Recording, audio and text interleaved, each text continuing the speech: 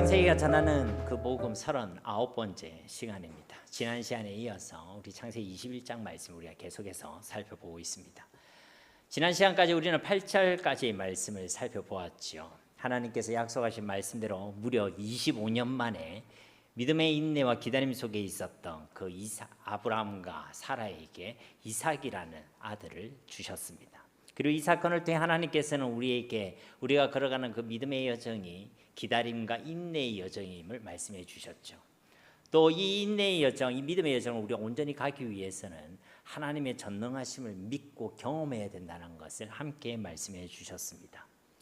그리고 이 사건을 통해 하나님께서는 그 아브라함과 그의 모든 건속에게 웃음이라는 의미를 가진 이 이삭을 통해서요, 6절과 또 오늘 우리가 봉독했던 8절 말씀과 같이 자하크, 큰 기쁨과 큰 잔치를 베풀어 주셨다는 것이죠. 왜냐하면 그들에게 하나님의 전능하심을 나타내어 주셨고, 또 이 시간들을 통해 아브라함과 사라는 그가 가지고 있는 그 믿음이 더욱 온전해지고 성숙해지는 은혜를 받아 누릴 수가 있었기 때문인 것입니다. 그리고 이제 이어지는 말씀이 오늘 본문 말씀인 것이죠. 우리 8절 말씀 우리 함께 다시 한번 봉독하겠습니다. 아이가 자라매 젖을 떼고 이삭이 젖을 떼는 날에 아브라함이 큰 잔치를 베풀었더라. 아멘. 아브라함이 큰 잔치를 베풀어 주었지만 사실 이 잔치는 누가 베풀어 주신 것입니까? 하나님이 베풀어 주신 것이죠. 하나님이 아브라함과 사라와 그의 건속들에게 큰 기쁨의 잔치를 지금 베풀어 주셨다는 것입니다. 무엇 때문에요? 이 이삭이 태어났다는 소식을 통해서.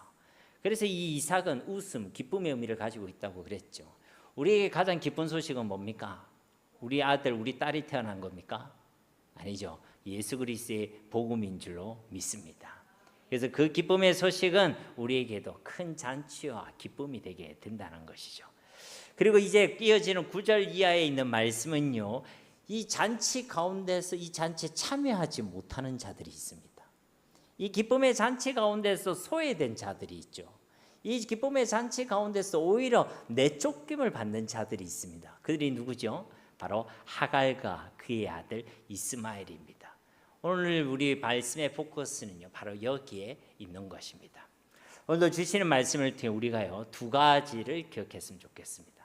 하나는요, 우리에게 주어진 그 믿음의 여정 가운데 우리가 삶의 목적과 방향을 어디에 두어야 할지, 그것을 우리가 기억했으면 좋겠고, 두 번째로는 우리 가운데 있는 불신앙과 그 불신앙의 열매를 어떻게 처리해야 할지, 오늘 말씀을 통해 그러한 지혜를 얻는 은혜의 시간이 되기를 예수님의 이름으로 축복합니다. 자, 9절 말씀 우리 한 번 더 봉독해 볼까요? 사라가 본즉 아브라함의 아들 애굽 여인 하갈의 아들이 이삭을 놀리는지라. 하갈의 아들 누구죠? 이스마엘. 그런데 이 뒤에 보면요, 이스마엘이라는 이름이 안 나옵니다. 이삭은 나오는데 이스마엘이라 하지 않고 자꾸만 하갈의 아들, 애굽 여인의 아들 이렇게 이야기하고 있다는 것이죠. 이름이 있지만 그 이름을 굳이 성경을 언급하고 있지 않다는 것입니다. 왜 그렇죠? 성경 역사에 있어서 이제 이 인물은 이제 소외됐다는 것이죠. 이 성경 역사에서 이 인물은 이제 중요한 인물이 아니라는 것입니다. 하나님의 메인 관심사에는 이제 벗어난 인물이라는 것이죠. 그래도 이스마엘이면 약속의 믿음의 조상인 아브라함의 그래도 한 핏줄이라고 할 수 있지 않겠습니까? 그런데도 하나님께서는요, 이 이스마엘에게 그 관심을 거두고 있음을 우리가 이 말씀을 통해 알 수가 있는 것입니다. 왜 그렇습니까? 오늘 9절 말씀에 보면 그 이유가 나와 있죠. 그가 누구를 놀리고 있죠? 이삭을 놀리고 있는 것입니다. 우리가 생각할 때 아이들끼리 장난을 칠 수도 있지, 그렇게 생각할 수도 있을 것 같습니다. 그런데요, 이건 보통 일이 아니에요. 이 놀린다는 이 히브리어가요, 역시 지난번에 우리가 살펴봤던 차하크라는 단어입니다. 차하크라는 이 단어가 가지고 있는 의미가 뭐라고 했어요? 조롱하다, 비웃다, 멸시하다, 그 의미를 같이 가지고 있는 것이죠. 창세기 21장의 이 차하크라는 단어 중심으로 살펴봐도요, 굉장히 우리에게 주시는 하나님의 메시지가 강력한 것입니다. 그런데 지금 이 이스마엘이요, 지금 이 이삭을요 조롱하고 있는 거예요. 멸시하고 비웃고 있는 것입니다. 그런데 이 이삭은 어떤 인물입니까? 장차 메시아로 오실 예수 그리스도의 모형이죠. 장차 온 인류에게 기쁨을 주고 웃음을 줄 예수 그리스도의 복음을 예표하는 인물이라는 것입니다. 그런데 이 이스마엘이요, 이 이삭을 지금 비웃고 조롱하고 있다는 거예요. 이 이삭을 괴롭히고 핍박하고 있다는 것입니다. 결국 이 말씀은요, 이스마엘과 같이 앞으로 이 세상이 이 복음에 대해서 어떻게 반응할 것인지를 예표하고 있는 것이죠. 우리가 주일 말씀을 통해서 우리가 계속 살펴보고 있듯이 이 복음의 사명 앞에서 우리가 목자의 사명을 감당하려고 할 때에 세상이 우리를 환영한다 했습니까? 환영하지 않는다고 했습니까? 환영하지 않는다. 오히려 복음을 반대하고 조롱하고 멸시하고 우리를 죽이기까지 우리를 핍박한다는 것입니다. 그러니까 그런 시대에 대한 예표를 지금 이 작은 사건을 통해 우리에게 말씀해 주고 있는 것이죠. 분명히 핍박의 시대는 반드시 올 것입니다. 우리가 믿음으로 살아가는 우리 믿음의 발걸음을 자꾸만 가로막고 또 그 발걸음을 붙잡으려는 세상의 시도는 앞으로도 계속될 것입니다. 그래서 우리는요, 예수를 믿는 믿음이 분명히 해야 되는 거예요. 기회가 닿을 때마다 말씀드리는 것이지만 우리가 예수님을 믿는 믿음이 분명하지 않으면요, 우리는 다 걸려 넘어지게 되어 있습니다.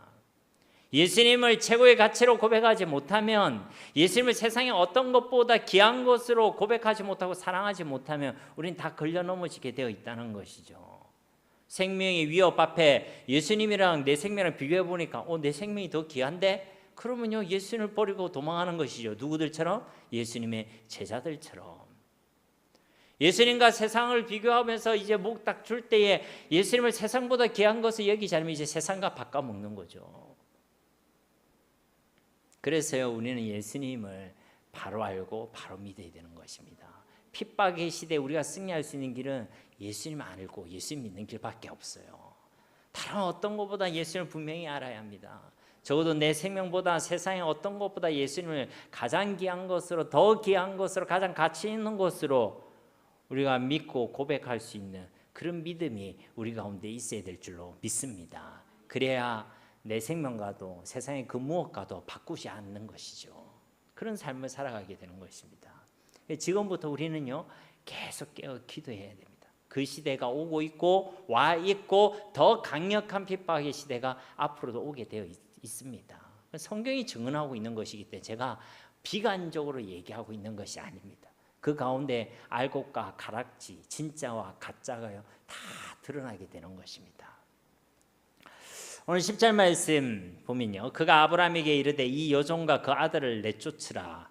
이 종의 아들은 내 아들 이삭과 함께 기업을 얻지 못하리라 하므로. 이 말을 지금 누가 하고 있죠? 사라가 이삭과 이스마엘은 함께 할 수 없다, 함께 기업을 얻지 못한다. 그러니 이 이스마엘을 그리고 그의 어머니인 하갈을 내쫓으라, 그렇게 지금 이야기하고 있는 것입니다. 사라가 예전에도 이 비슷한 일이 있었죠. 창세기 16장에 보면 이 사라가 하갈을 아브라함에게 붙여줬고 아브라함은 낼름 그것을 받아들였잖아요. 그래서 이스마엘을 딱 이게 잉태하게 되니까, 이제 임신을 하게 되니까 이제 하갈이 태도가 좀 달라졌죠. 그리고 이제 주인인 사라를 살짝 이렇게 보면서 이렇게 코를 내세우면서 조금 무시했던 것 같아요. 그래서 이 사라가 뿔따구가 났죠. 시기심, 질투, 이런 감정이 휩싸여서요, 하갈을 학대했습니다. 임신하고 있는 하갈을 학대했죠. 그래서 그 하갈이 도망했죠. 그러면 오늘 사건은 그 연장선일까요? 그게 아니라는 것입니다. 그때 사라와 지금 사라는요, 완전히 다른 사람입니다. 왜냐하면 그 사이에 자기가 90세에 100세의 아브라함이 지금 이삭을 낳는 하나님의 전능하심을 지금 경험한 거거든요. 그리고 그 도저히 이루어질 것 같지 않는 하나님의 약속의 말씀을 25년이라는 시간이 지났어도 반드시 이루시는 그 신실하신 하나님을 지금 경험한 뒤입니다. 그러니까 지금 사라는 그의 믿음도요, 조금 더 성장해 있고 더 성숙해지고 더 믿음의 사람이 되어 있는 상황 가운데 있었다는 것이죠. 그러니까 이 구절을 보면서 역시 사라는 안 돼, 그때도 그러더니 또 이러고 있네, 이렇게 생각하면 안 된다는 거예요. 우리가 앞서 이야기했잖아요. 지금 이 이스마엘이 이삭을 핍박하는 이 사건은 단순히 지금 아이들끼리 장난하는 게 아니에요. 형의 시샘 그런 이야기가 아니라는 거예요. 지금 사라는요 믿음으로 충만한 상황 가운데 있습니다. 그 믿음으로 하나님 주신 은혜에 대한 기쁨으로 충만한 가운데 있죠. 그래서 이 사건의 본질을 그녀는 정확하게 알고 있는 것입니다. 아, 이게 하나님의 언약의 말씀에 대한 도전이구나. 또 장차 오실 예수 그리스도의 복음에 대한 도전이고 그 복음에 대한 핍박이구나. 그것을 지금요 사라가 보고 있다는 것입니다. 그러니까 이 사라는 이삭을 단순히 내 아들로만 보는 것이 아니라 하나님의 약속의 말씀, 약속의 시로 지금 보고 있다는 것이죠. 근데 그것을 괴롭히고 핍박하고 무시하고 멸시하는 이 이스마엘의 행동을요 가만히 둘 수가 없었던 것입니다. 하나님의 약속의 말씀에 대한 도전, 복음에 대한 핍박으로 그가 이해했다는 것이죠. 여러분, 이렇게 보는 것이 정당하고 성경적인 관점인 줄 믿습니다. 왜냐하면 이게 제 이야기가 아니에요. 누가 이걸 이렇게 해석했냐면 사도 바울이 그렇게 해석했어요. 갈라디아서 4장 28절과 29절 말씀 우리 보도록 하겠습니다. 28절 29절 말씀 우리 함께 봉독해 보겠습니다. 형제들아 너희는 이삭과 같이 약속의 자녀라. 그러나 그때 육체를 따라 난 자가 성령을 따라 난 자를 박해한 것 같이 이제도 그러하도다. 아멘. 그러니까 여기 보면 육체를 따라 난 자가 누구예요? 이스마엘, 그죠? 그리고 성령을 따라 난 자가 누구예요?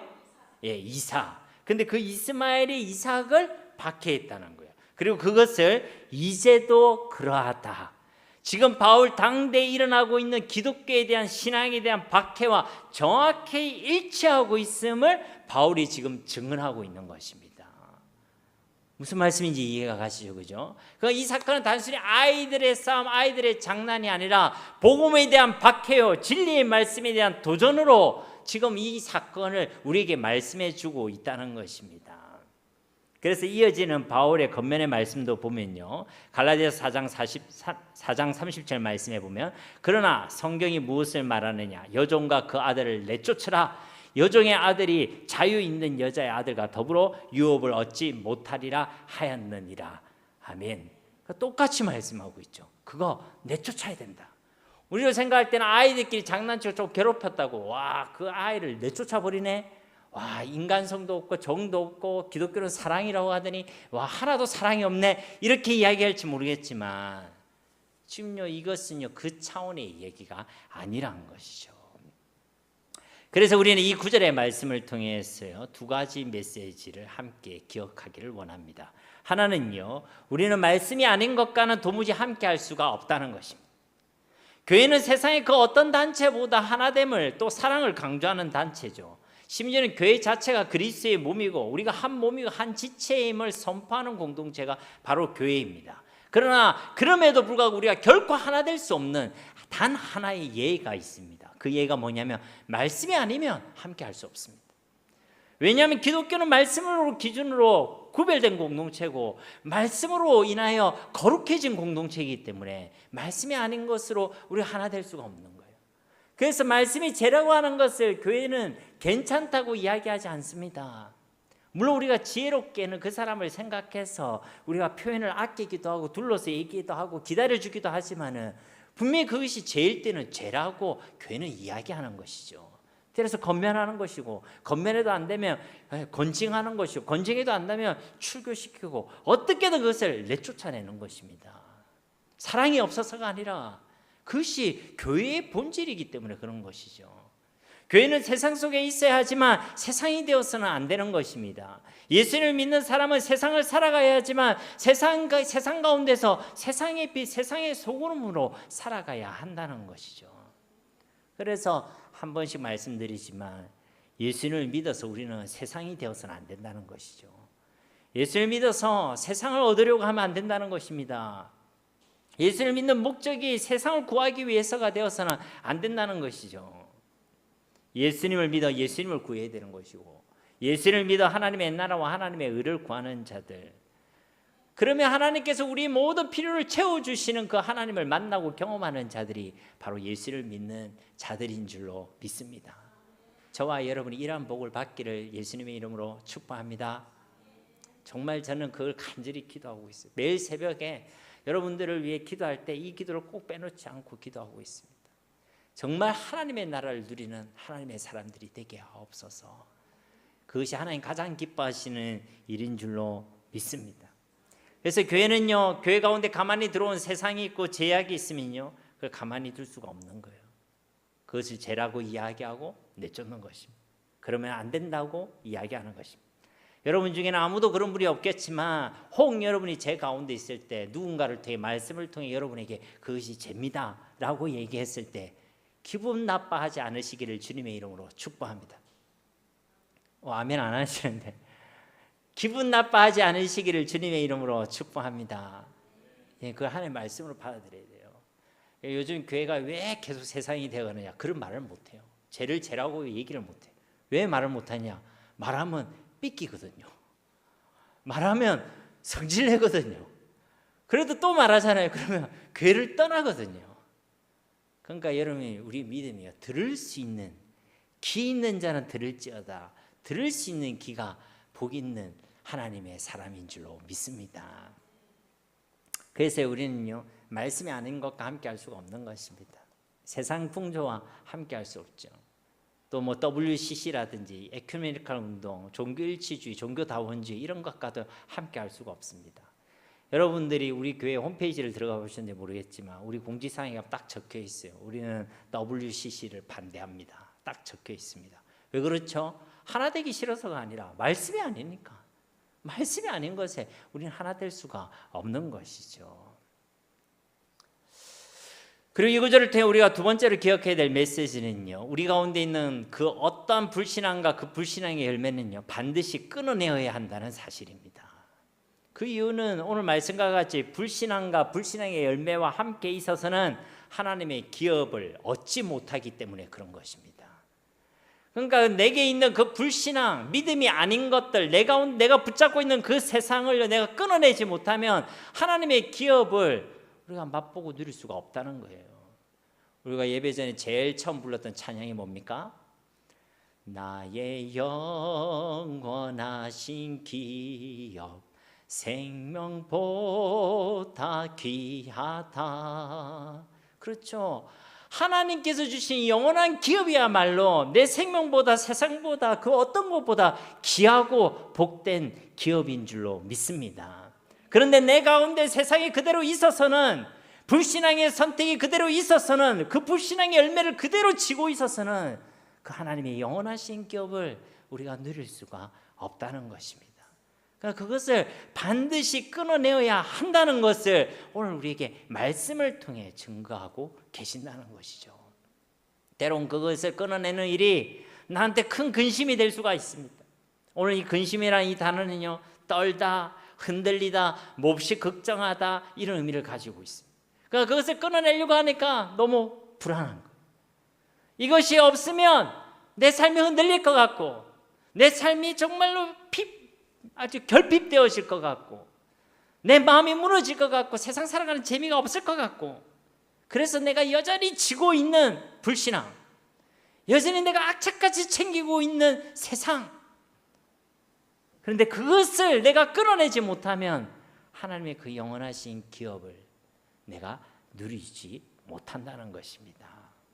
그래서 그것이 무엇이 되었든 어떤 것이 되었든 말씀이 아니라면, 믿음이 아니라면 그거 끊어내라 라고 말씀하고 있다는 것이죠. 왜요? 그래야지만 하나님의 기업을 우리가 받아 누릴 수 있기 때문이란 것입니다. 이 말씀을 우리의 삶의 이정표로 삼으시기를 주님의 이름으로 축복합니다. 11절 말씀에 보면 아브라함이 그의 아들로 말미암아 그 일이 매우 근심이 되었더니, 이 믿음의 사람 아브라함도요 근심하고 있잖아요. 그러니까 여러분, 내가 이 일을 끊어내지 못해서 근심한다 해서 너무 실망을 하지 마시기를 바랍니다. 내가 끊어내지 못하구나, 나는 안 되는구나, 나는 막 가능성이 없구나, 소망이 없는 인생이구나, 그것도 하나님께서 기뻐하시는 게 아니에요. 우리 연약함을 여러분들이 보고 있다면 하나님께 나아가세요. 간절히 매달리세요. 괜찮다 하고 어쩔 수 없다고 손 놓지만 마시고 하나님께 나아가서 하나님께 매달려서 하나님 내가 이걸 끊어낼 수 있도록, 내가 하나님의 유업을 받아 누리며 이 땅을 살아갈 수 있도록 하나님 나를 도와주세요, 나를 붙들어 주세요. 우리가 그렇게 하나님께 간절히 기도해야 될 줄로 믿습니다. 아브라함도요 근심하고 있습니다. 그가 근심하는 이유는요, 우리가 몇 가지로 생각해 볼 수 있죠. 하나는 이스마엘이요 당신의 핏줄이었습니다. 뭐 언약의 자손이든 아니든 떠나서요, 내 핏줄이라는 거예요. 핏줄이 주는 의미가 있잖아요. 그러니까요, 그가 가지고 있는 그 부성애로 인해서 그가요 근심할 수밖에 없었겠죠. 이삭이 태어나기 전까지 약 한 14년, 14년이구나. 14년을요 내가 키웠던 자식입니다. 같이 울고 웃었던 자식 아니겠습니까? 그로 인해서 즐거웠던 추억들, 아파했던 추억들, 그런 것들을 함께 공유한 자녀입니다. 그런데 내어버리라, 내쫓아라, 그게 쉬운 일이 아닙니다. 근데요 여러분들, 이 사건 뒤에, 그 뒤에 보면 그의 적자인 이삭도요 이제 바치라고 하나님 얘기하시죠. 하나님이요 그 믿음의 훈련을요 지금 여기서부터 시키고 있는 거예요. 이때는 근심하지만 이제 이삭을 바치라 할 때는 근심해요, 안 해요? 그 사이에 아브라함이 피도 눈물도 없어진 겁니까? 그런 거 아니죠. 그가요 이 믿음의 훈련을 통해 더 분명한 믿음의 사람이 되었음을 우리가 알 수 있는 것이죠. 그러나 그도요 그 가정에 이르기까지는 이런 모습이 있었다는 것이죠. 분명히 근심을 가지고 있지만은 하나님께서 이것을 끊어내어야 한다라고 지금 지속적으로 말씀하고 계시는 것입니다. 또 그가 근심했던 이유는 또 무엇이겠습니까? 이 이스마엘에게도 하나님의 약속의 말씀이 주어져 있죠. 창세기 17장 20절 말씀에 보면 이스마엘에 대하여는 내가 네 말을 들었나니 내가 그에게 복을 주어 그를 매우 크게 생육하고 번성하게 할지라. 그가 12두령을 낳으리니 내가 그를 큰 나라가 되게 하려니와. 그러니까 이 이스마엘에게도 하나님의 약속의 말씀이 주어져 있음을 이 아브라함은 알고 있는 상태였습니다. 그래서 아브라함이 하나님의 뜻에 대해서 지금 정확히 알지 못하는 거예요. 이 이스마엘에게도 하나님의 뜻이 있다고 했는데 내쫓는 게 맞나 안 맞나. 비록 자기의 적자인 이삭, 눈에 넣어도 하나도 안 아플 것 같은 그 이삭을 괴롭혀도 괘씸한 녀석이긴 하지만 그래서요 근심하고 있는 것입니다. 적어도 지금 사라의 말만 듣고 사람의 말만 듣고는 바로 움직이고 있는 상황은 아니라는 것이죠. 누구의 말씀을 기다리고 있는 것입니까? 하나님의 말씀을 기다리고 있는 것이죠. 그때 이 12절 말씀이 아브라함에게 주어지는 것입니다. 하나님이 아브라함에게 이르시되 내 아이나 내 여종으로 말미암아 근심하지 말고 사라가 네게 이른 말을 다 들으라. 이삭에게서 나는 자라야 내 씨라 부를 것임이니라. 아멘. 하나님의 사인이요 결제가 이제 딱 떨어진 거죠. 근심하지 마라. 사라가 네게 이른 말을 다 들으라. 그것을 하나님께서 친히 분명하게 말씀해 주셨습니다. 이유는요 이삭이야말로 진짜 언약의 씨라는 것이죠. 장차 이삭을 통해 예수 그리스도께서 이 땅에 오신다는 것을 다시 한번 분명히 증거해 준 것입니다. 그렇기 때문에 그를 핍박하고 그를 멸시하고 조롱하고 있는 이 이스마엘을 가만히 두어서는 안 된다는 것을 하나님께서 말씀해 주고 있다는 것이죠. 그러나 근심 중에 있는 이 아브라함에게 하나님께서 친히 나타나 말씀으로 찾아오셔서 상황을 정리해 주고 있는 것이죠. 그렇습니다. 하나님께서는 우리가 근심하고 있을 때 말씀을 통해 우리의 상황을 정리해 주시는 하나님이신 줄로 믿습니다. 말씀을 통해 우리에게 알려주세요. 하나님의 뜻이 무엇인지, 믿음의 선택이 무엇인지, 우리 가운데 무엇이 불신앙이고 무엇이 불신앙의 열매인지 하나님께서 그것을 다 알려주신다는 거예요. 언제요? 말씀을 통해. 그러니까 여러분이 말씀을 가까이 하지 못하면 여러분 평생에 그것을 모릅니다. 모르고 살아가요. 근심만 하고 살아가고 헷갈린다고 하면서만 살아가고 분명하지 못하게 살아간다는 것이죠. 그러나 여러분이 말씀을 가까이 하면 하나님께서 여러분의 상황을 정리해 주신다는 것입니다. 그러므로 여러분 근심 가운데 있을 때에 하나님의 말씀을 가까이 하시기를 주님의 이름으로 축복합니다. 그러면 여러분이 헷갈리는 걸 하나님이 알려주세요. 무엇이 하나님의 뜻인지, 무엇이 하나님의 계획인지, 무엇이 믿음의 선택인지 하나님께서 알려주신다는 것입니다. 우리 가운데 있는 무엇이 하나님이 싫어하는 죄인지 불신앙인지 하나님께서 정확히 알려주신다는 것이죠. 시편 119편 105절 말씀에도 주의 말씀은 내 발에 등이요 내 길에 빛이니이다. 아멘. 하나님의 말씀이 우리의 삶을 안내해 주신다는 것입니다. 우리 믿음이 흔들리고 요동하고 있을 때도 여러분 하나님의 말씀을 가까이 하시기 바랍니다. 왜 그렇죠? 우리가 말씀을 가까이 할 때 하나님 우리의 믿음을 붙들어 주시고 믿음을 주시고 믿음을 견고하게 하시는 분이 바로 우리 하나님이시기 때문에 그런 것입니다. 우리가 잘 아는 로마서 10장 17절 말씀, 믿음은 어디에서 난다고요? 들음에서 나고 들음은 그리스도의 말씀에서 난다. 그것이 우리에게 주신 약속의 말씀인 것이죠.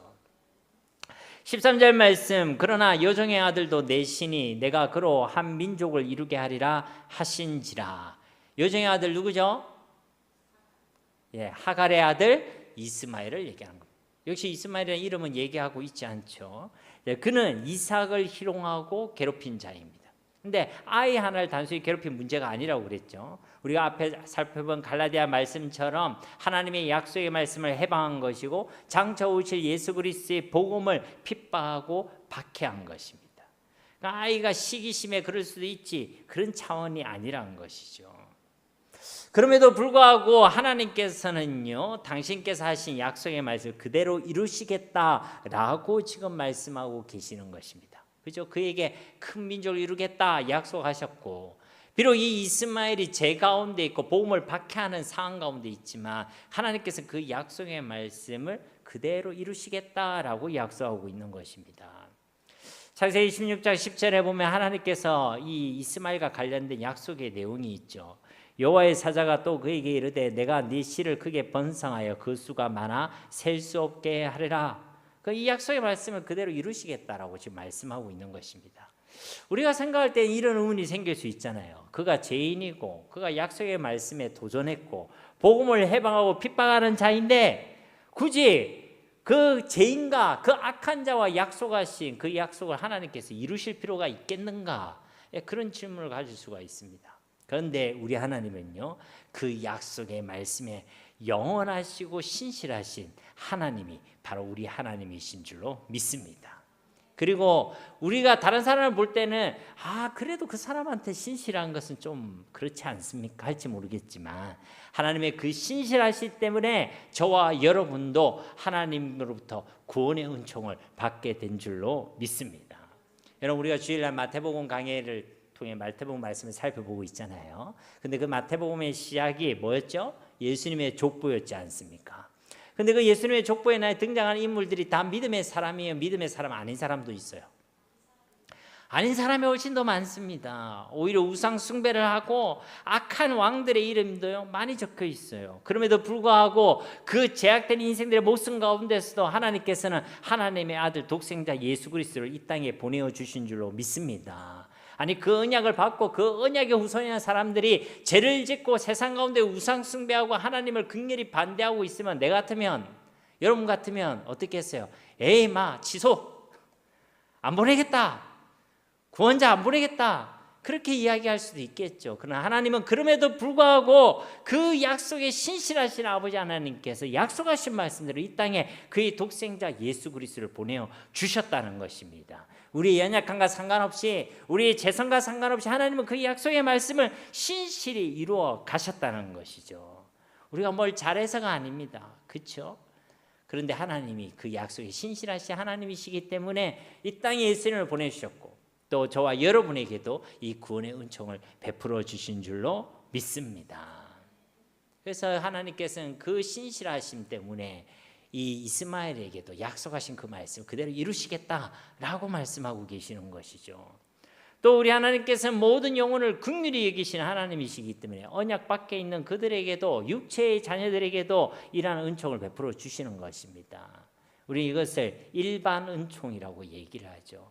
예수님이 안 믿는 사람들도 먹고 살아가고 돈 벌고 좋은 차 좋은 집에 사는 이유는요, 그 사람들이 혹시 은밀히 예수님을 믿어서 그런가? 그런 게 아니고 하나님께서 주신 일반 은총 아래에 있다는 것이죠. 그들에게도 기회를 주시고 그들에게도 정당하게 살아갈 수 있는 은총을 베풀어 주신다는 것입니다.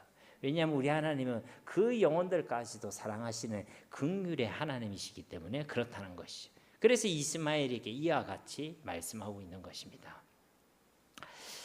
자, 14절 말씀 우리 함께 봉독하도록 하겠습니다.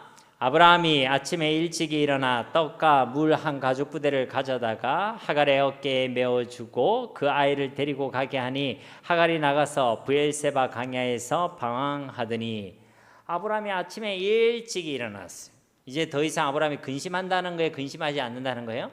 이제 근심하지 않는다. 하나님 말씀을 통해 하나님의 뜻이 무엇인지를 분명하게 알게 되니까 그는 이제 하나님 말씀에 순종하기를 주저하거나 망설이지 않는다는 것이죠. 말씀을 통해 하나님의 뜻을 분명히 알았기 때문에 그런 것입니다. 그러니까 우리가 하나님 앞에 즉각적으로 순종하지 못하는 이유는요, 하나님 말씀을 말씀으로 내가 믿지 못해서 그런 것이죠.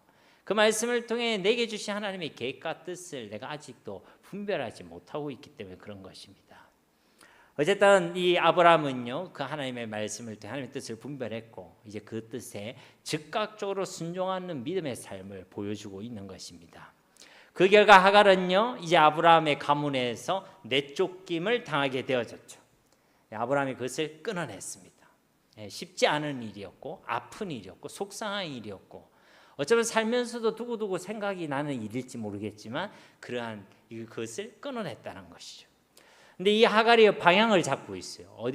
그가 어디로 가고 있냐면 브엘세바 광야 쪽으로 가고 있죠. 남쪽으로 가고 있습니다. 그 남쪽에는 무엇이 있냐면 자기의 친정이라고 할 수 있는 애굽으로 가고 있는 것이죠. 하갈은 애굽 출신입니다. 그런데 성경에서 애굽은요, 믿음의 나라입니까? 불신앙의 나라입니까? 불신앙의 나라죠. 우상의 나라입니다. 성경에서 애굽은 하나님 나라의 반대편에 있는 육의 나라, 제약의 나라로 묘사되고 있습니다. 그런데 하갈이 자신의 아들을 이끌고 지금 어디로 가고 있느냐? 그 제약의 나라, 그 육신의 나라, 그 우상의 나라로 지금 방향을 잡고 걸어가고 있다는 것입니다. 그러면 그 결과가 어떻게 되었느냐?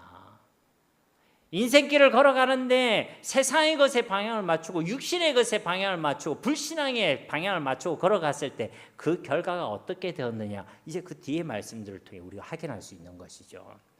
14절 후반절에 보면 하갈이 나가서 브엘세바 광야에서 방황하더니 어떻게 되었죠? 방황하는 인생이 되어졌습니다.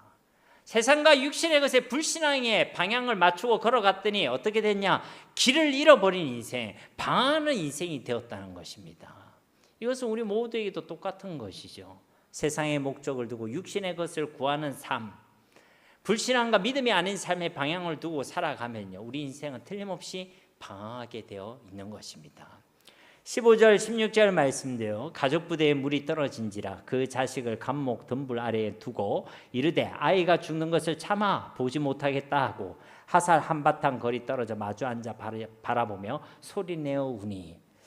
어떻게 되었습니까? 가족부대에 물이 떨어졌죠. 그리고 이르되 아이가 죽는 것을 참아 보지 못하겠다 하고. 그러니까 이 말씀은요, 언약 밖의 인생, 육체와 세상과 불신앙을 택하며 거기서 방향을 잡고 가는 인생의 결말이 어떠함을 우리에게 분명하게 보여주고 있는 것이죠. 어떤 결말을 맞이하게 된다는 것입니까? 영원한 갈급한 목마른 인생이 되게 된다는 것이죠. 하나님을 떠난 그 인생은 반드시 목마른 인생, 채워지지 않는 갈급함으로 살아가는 인생을 살아가게 되어 있는 것입니다. 이 목마름은 세상의 그 무엇으로 채워지는 것이 아닙니다. 그러면 쉽죠. 세상 사람들은 그 갈급함과 목마름을 세상의 것으로 채우려고 더 열심히 삽니다. 돈으로 채우려고 하고 지식으로 채우려고 하고 세상 즐거움으로 그것을 채우려고 하죠. 그러나 약간의 도움이 될지 모르겠지만 절대로 채워지지가 않습니다. 왜냐하면 성경에서는 이 목마름은 오직 예수 그리스도 안에 있으면 해결된다. 예수 그리스도 안에 있으면 이 목마름이 해결될 수 있다라고 우리에게 증언하고 있기 때문에 그런 것입니다. 요한복음 4장에 보면 우리가 잘 아는 사건이 있죠. 사마리아 땅에서 우물가에 앉은 한 여인을 만납니다. 여인은 대단한 여인이죠. 미색이 대단한 건지 아니면 홀리는 기술이 대단한 것인지. 남편이 5이나 있었고 지금 남편도 자기 남편이 아니에요. 무려 6명의 남자를 만나고 또 노라고 얘기하는 여인이었습니다. 한마디로 그 인생의 행복에 대해서요, 깊은 목마름을 가지고 있는 여인이었다는 것입니다. 그래서 이 남자 저 남자를 만나도 채워지지 않았던 것이죠. 결코 행복하지 않았다는 것입니다. 그래서 남편을 대여섯 번이나 바꾸고도 그 인생의 목마름을 해결하지 못하고 있는 그런 상황 가운데서 그녀가요, 누구를 만납니까? 예수님을 만납니다. 그때 예수님께서 하신 말씀이 요한복음 4장 13절과 14절 말씀입니다. 우리 함께 봉독하도록 하겠습니다. 예수께서 대답하여 이르시되 이 물을 마시는 자마다 다시 목마려니와 내가 주는 물을 마시는 자는 영원히 목마르지 아니하리니 내가 주는 물은 그 속에서 영생하도록 솟아나는 샘물이 되리라. 아멘. 우리 그 인생의 목마름이 언제 해결되느냐? 예수님 안에서 예수님을 만남을 통해서 영원히 목마르지 않는 인생이 되게 되는 줄로 믿습니다. 요한복음 6장 35절 말씀에도 예수께서 이르시되 나는 생명의 떡이니 내게 오는 자는 결코 줄이지 아니할 터요 나를 믿는 자는 영원히 목마르지 아니하리라.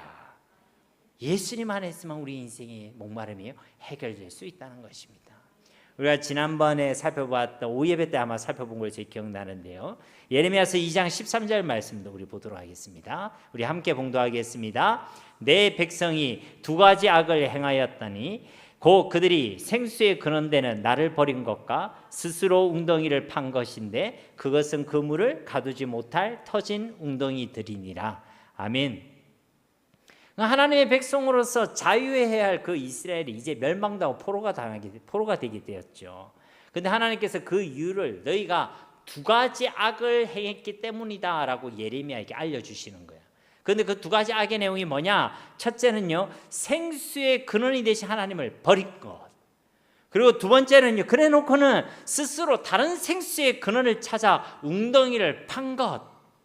이게 바로 그 이스라엘 범한 죄악의 내용이란 것입니다. 그런데 그들이 판 그 웅덩이는 어떤 웅덩이라는 거예요? 결코 물을 채울 수 없는 터진 웅덩이라는 거예요. 우리 인생의 목마름을 채울 수 없는, 해결할 수 없는 터져버리는 웅덩이, 터져버린 샘의 근원들이라는 것입니다. 우리의 목마름을 영원히 해결해 줄 수 있는 생수의 근원 대신 하나님은 버리고, 하나님은 찾지 않고, 하나님은 가까이 하지 않고, 나의 목마름을 해결할 수 없는 터져버린 웅덩이를 나는 계속해서 파고 있다는 거예요. 그게 죄라는 거예요. 그것 때문에 하나님이 심판하시겠다는 것입니다. 그건요 다 헛방이란 거예요. 나는 이걸 파서 내 목마름을 해결할 수 있을 것이라고 열심히 팝니다. 우리는 이것을 좀 상스러운 말로 뭐라고 얘기하죠? 삽질한다. 정말로 삽질하는 인생을 살아가는 것입니다.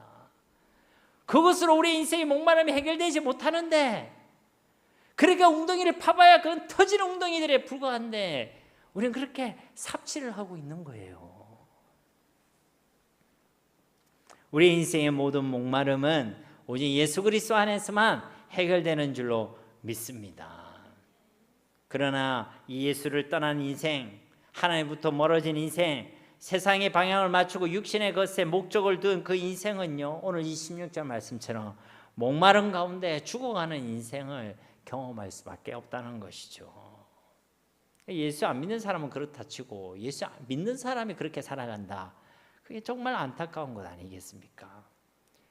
어쨌든 이 하갈은요, 이제 그 죽어가는, 목말라 죽어가는 그 아이를 숲을 사이에 그늘에 내려두었습니다. 그리고요, 이제 화살거리는 화살을 땅 싸서 떨어지는 거리, 보통 한 300m 정도라고 해요.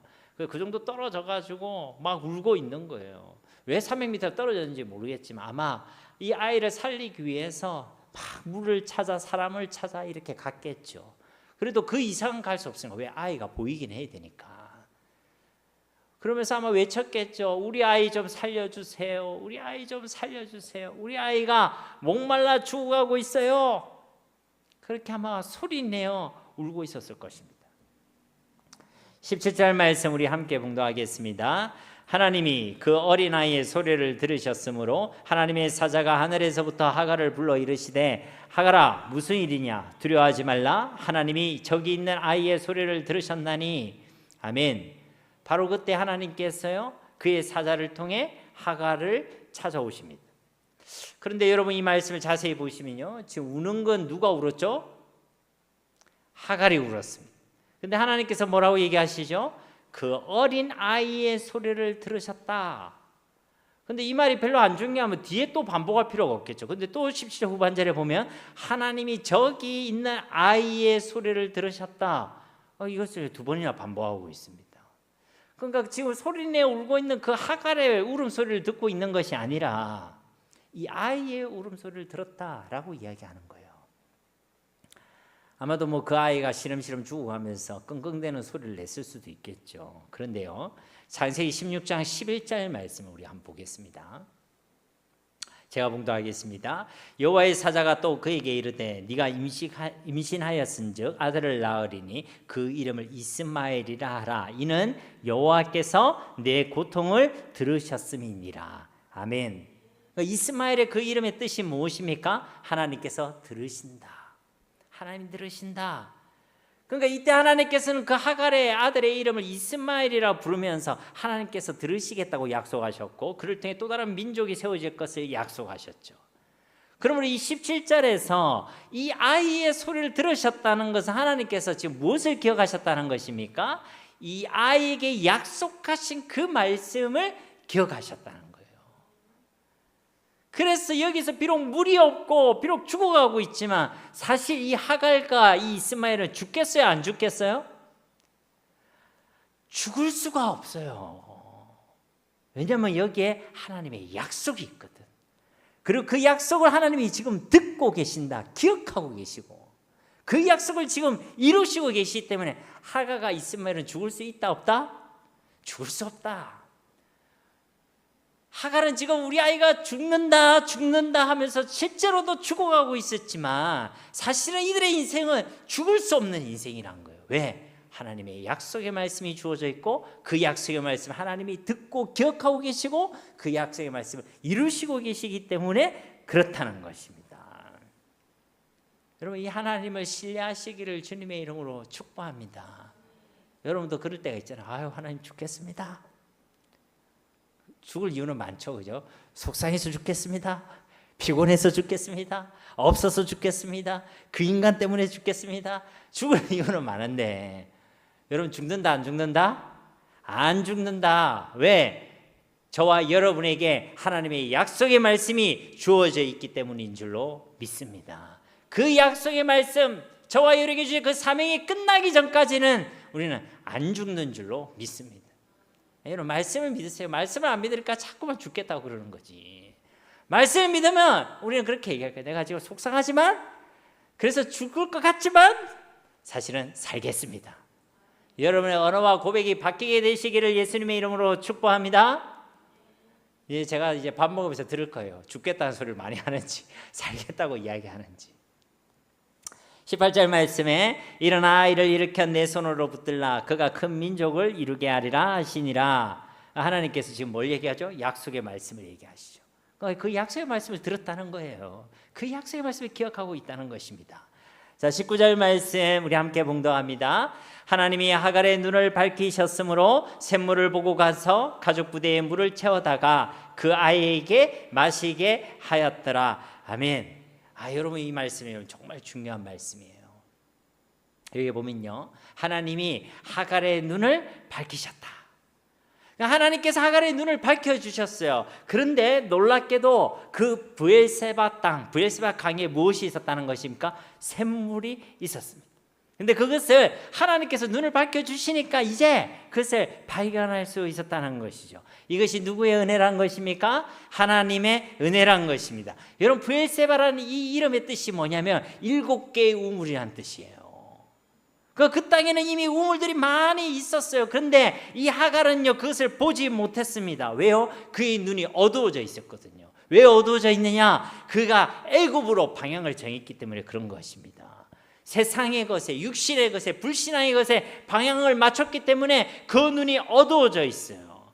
어두워져 있기 때문에 무엇을 보지 못하느냐? 이미 내가 처해진 이곳이 브엘세바인 것을 알지 못한다는 거예요. 하나님의 은혜가 이미 주어져 있으면 7개가 아니라 그 이상의 우물들이 이미 주어져 있음을 보지 못한다는 것입니다. 예수를 믿는 우리에게도요, 똑같은 일이 일어날 수 있습니다. 아니요, 이미 일어나고 있습니다.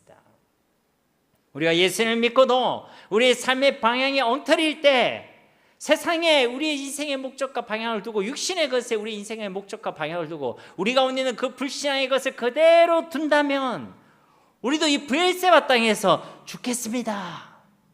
이 브엘세바 땅에서도 목마릅니다.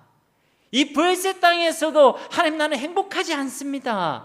그런 안타까운 인생을 살아갈 수밖에 없다는 것입니다.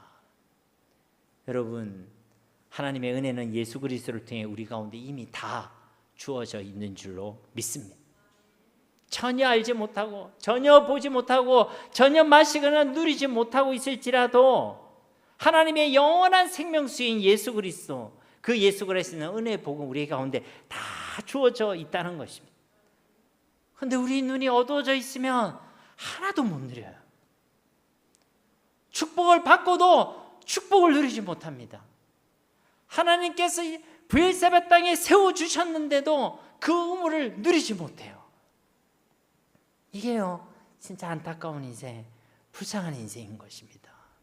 어떻게 해야 되겠습니까? 하나님이 우리의 눈을 열어주셔야 될 줄로 믿습니다.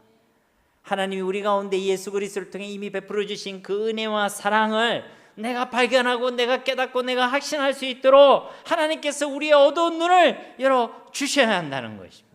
하나님은 진실로 예수 그리스도를 통해 우리에게 모든 것을 다 더하여 주신 줄로 믿습니다. 로마서 8장 32절 말씀에도 자기 아들을 아끼지 아니하시고 모든 사람을 위하여 내주시니가 어찌 그 아들과 함께 모든 것을 우리에게 주시지 아니하겠느냐. 골로새서 2장 2절과 3절 말씀에도 이는 그들로 마음의 위안을 받고 사랑 안에서 연합하여 확실한 이의 모든 풍성함과 하나님의 비밀인 그리스도를 깨닫게 하려 함이니 그 안에는 지혜와 지식의 모든 보화가 감추어져 있느니라. 아멘. 우리 눈이 열릴 때, 하나님의 은혜로 열릴 때에 우리는요 이것을 깨닫게 되는 것입니다. 그리고 이것을 우리가 깨닫고 확신해야지만 우리 삶의 방향과 목적을 엉뚱한 데 두지 않습니다. 그게 보이지 않으니까 자꾸만 애굽으로 가려고 하는 거예요. 그게 보이지 않으니까 우리가 자꾸만 세상으로 가려고 하는 것입니다. 아니요, 예수 안에 하나님께서 모든 걸 다 주셨습니다. 그것을 믿고 확신하면 우리는 무엇을 바라보겠어요? 예수님을 바라보겠습니다. 예수님 우리의 삶의 목적이 되어지고 예수님 우리의 삶의 방향이 되어지고 예수님 우리가 걸어가야 될 삶의 이정표가 되어지게 되는 줄로 믿습니다. 그런 사람이 하나님의 영원하신 기업, 생명보다 그 귀한 기업을 우리가 맛보게 되는 줄로 믿습니다. 20절 말씀에 하나님이 그 아이와 함께 계심에 그가 장성하여 광야에서 거주하며 할 쏘는 자가 되었더니, 하나님이 그 아이 누구죠? 이스마엘. 여기도 이스마엘이라고 얘기하지 않죠. 그 아이와 함께 계심에. 그러니까 이 말씀은요, 그러면 하나님이 이스마엘을 하나님의 언약의 백성으로 삼았다든지 아니면 이제 이 이스마엘이 하나님의 백성이 되었다든지 그런 의미가 아닙니다. 하나님이 이전에 하신 그 말씀대로 이 이스마엘을 지켜주시고 돌보아 주셨다는 거예요. 그리고 끝입니다. 하나님의 일반 은총이 그에게 주어졌다는 것이죠. 그래서 이 이후에 보면 이스마엘이 하나님을 경외했다 이런 표현은요 전혀 우리가 찾아볼 수가 없는 것입니다. 그리고 그 결과를 보면요 20절 말씀에 보면 그가 장성하여 광야에서 거주하며 할 쏘는 자가 되었더니, 방향과 목적이 틀린 그 삶의 결말이 뭐냐? 활 쏘는 자가 되었다는 거예요. 근데 이 활 쏘는 자라는 의미는요 세상적으로 볼 때는 성공하는 인생이 되었다는 것입니다. 먹고 살아가는 데는 아무런 부족함이 없는 인생이 되었다는 것이죠. 처음에 뭘로 시작했어요? 아브라함이 건네준 떡과 물 한 가죽 부대로 시작했잖아요. 그런데 이제 크고 강한 민족을 이루게 되었다는 것입니다. 그야말로 입지전적인 인물, 우리가 좋아하는 단어 크게 자수성가하는 인물이 되었다는 것이죠. 그런데요 하나님과는 상관이 없는 인생, 하나님의 유업을 받아 누리지 못하는 인생, 그것이 바로 이스마엘의 삶의 결말이었습니다. 21절 말씀에도 보면 그가 바람강야에서 거주할 때에 그의 어머니가 그를 위하여 애굽 땅에서 아내를 얻어 주었더라. 애굽 땅에서 아내를 얻어 주었다는 것은요 지금 믿음을 더하는 게 아니죠. 불신앙을 더하는 것입니다. 점점 이 이스마엘과 그의 가문이요 세상이 되어가고 하나님 반대편에게 가고 있음을 지금 표현하고 있는 것입니다. 육신의 것에 방향을 두고 세상의 것에 목적을 둘 때 우리는요 점점 더 육신이 되어져 가게 되어 있습니다. 점점 더 세상을 향해 가게 되어 있습니다. 그냥 현상 유지가 되는 게 아니라 추락하는 거예요. 추락하는 거에는 뭐가 없다? 날개가 없다. 계속해서 하나하나 허용하게 되면, 하나하나 그냥 내게 있는 불신을 가만히 두게 되면, 자꾸만 육신의 생각 가운데 내가 장악되어 있고 육신의 것만 구하고 살아가면 계속해서 추락하게 된다는 거예요. 그래서 이스마엘은요 점점 육신의 사람이 되어져 갔다는 것입니다. 갈라디아서 4장 22, 23절에도 보면 기록된 바 아브라함에게 두 아들이 있으니 하나는 여종에게서 하나는 자유 있는 자에게서 낳았다 하였으며 여종에게서는 육체를 따라 낳았고 자유 있는 자에게는 약속으로 말미암았느니라. 이 이스마엘을 뭐라고 얘기합니까? 육체를 따라 낳았다. 육신의 사람이다. 로마서 9장 7절과 8절 말씀에도 또한 아브라함의 씨가 다 그의 자녀가 아니라 오직 이삭으로부터 난 자라야 내 씨라 불리라 하셨으니 곧 육신의 자녀가 하나님의 자녀가 아니요 오직 약속의 자녀가 씨로 여기심을 받느니라. 이 이스마엘은요 육신의 사람이란 것입니다. 결국 우리의 삶의 목적과 방향을 어디에 두는가가 우리 인생의 결말을 결정짓는다는 것입니다. 육신의 것에 두면 육신의 사람이 되는 것이고, 세상에 우리 인생의 목적과 방향을 두면 세상 사람이 되게 된다는 것입니다. 우리가 자주 보는 말씀이지만 로마서 8장 말씀에 보면요 6절에서 8절 말씀에 육신의 생각은 사망이요 영의 생각은 생명과 평안이니라. 육신의 생각은 하나님과 원수가 되나니 이는 하나님의 법에 굴복하지 아니할 뿐 아니라 할 수도 없음이라. 육신에 있는 자들은 하나님을 기쁘시게 할 수 없느니라. 육신의 삶의 종착지는요 사망이고 하나님과 원수가 되고 하나님을 결코 기쁘시게 할 수 없다. 로마서 8장 13절 14절 말씀에도 너희가 육신대로 살면 반드시 죽을 것이로되 영으로서 몸의 행실을 죽이면 살리니 무릇 하나님의 영으로 인도함을 받는 사람은 곧 하나님의 아들이라. 육신대로 살면요 반드시 죽는다라고 말씀하고 있는 것입니다. 말씀을 맺도록 하겠습니다. 오늘 설교 제목이요 하갈과 이스마엘을 내쫓다입니다. 결국 하갈과 이스마엘을 내쫓는다는 것은 우리 중에 마음에 안 드는 사람이 있으면 빨리 내쫓아버려라, 그 인간을 내쫓아버려라, 그런 말씀이 아닙니다. 우리 가운데 있는 불신앙과 세상과 잘못된 인생의 방향과 목적을 끊어내라는 것입니다. 그것을 던져내어버리는 것입니다. 그것들로부터 속히 돌아서라는 것입니다. 바로 그럴 때에 우리는 하나님께서 주시는 영원한 기업을 맛보고 누리게 될 줄로 믿습니다. 이것이 어떻게 가능합니까? 하나님이 우리의 눈을 열어주셔야 되는 것입니다. 예수님을 가장 귀한 것으로, 예수님 안에 모든 것이 다 있음을 하나님께서 우리로 깨닫게 하시고 알게 하시고 확신하게 하셔야 될 줄로 믿습니다. 그리하여 하나님 주신 영원한 기업을 누리는 이런 은혜의 삶을 살아가는 우리 모두가 다 되시기를 예수님의 이름으로 간절히 축원드립니다. 우리 말씀을 기억하시면서 이 시간 함께 기도하기를 원합니다. 주님, 우리에게 놓여져 있는 여전히 우리가 가지고 있는 그 불신앙과 또 그릇된 삶의 목적과 방향성들이 오늘 하갈과 이스마엘을 내쫓았던 이 아브라함의 결단처럼 우리도 그것들을 끊어내고 하나님 그것들로부터 돌아서길 원합니다. 하나님 우리에게 은혜를 주시고 우리의 눈을 열어주시고 예수님 안에 모든 것 다 있음을 하나님 우리로 깨닫게 하옵소서. 우리 함께 이 시간 기도하도록 하겠습니다. 살아계신 아버지 하나님 감사합니다. 주님, 이 시간 우리 가운데 주시는 하나님의 말씀을 하나님의 음성으로 듣기를 원합니다. 한쪽 귀로 듣고 한쪽 귀로 흘리는 말씀이 아니라 우리의 마음과 우리의 삶에 심겨지는 하나님의 말씀이 되어지기를 원합니다. 주님, 우리 삶 가운데 여전히 우리가 지고 있는 불신앙들이 있습니까? 불신앙의 열매들이 있습니까? 하나님, 우리가 가지고 있는 잘못된 삶의 목적과 방향성들이 있습니까? 주님, 우리가 그것을 끊어내기를 원합니다. 그것이 우리에게 손해를 주고 그것이 우리를 불안하게 만들고 그것이 우리를 아프게 만든다 할지라도 하나님, 그것이 하나님의 말씀이 아니기 때문에, 그것이 믿음이 아니기 때문에 하나님, 우리가 그것을 끊어낼 수 있는 믿음과 결단이 우리 가운데 있기를 원합니다. 주님, 우리의 눈을 열어 주시옵소서. 하나님, 우리에게 베푸신 하나님의 은혜와 사랑을 깨닫고 확신할 수 있는 믿음의 눈을 열어 주시옵소서. 예수님 안에 하나님께서 모든 것을 다 더하여 주시고 더 좋은 것을 허락해 주셨음을 하나님 우리가 믿고 확신하게 하셔서 예수를 구하게 하시고 예수님이 우리의 삶의 목적이 되어지게 하시고 예수님으로 기뻐하며 즐거워하며 영원한 하나님의 나라의 유업을 받아 누릴 수 있는 저희 모두가 되어질 수 있도록 은혜 베풀어 주시옵소서. 우리를 불쌍히 여겨주시고 긍휼히 여겨 주시옵소서.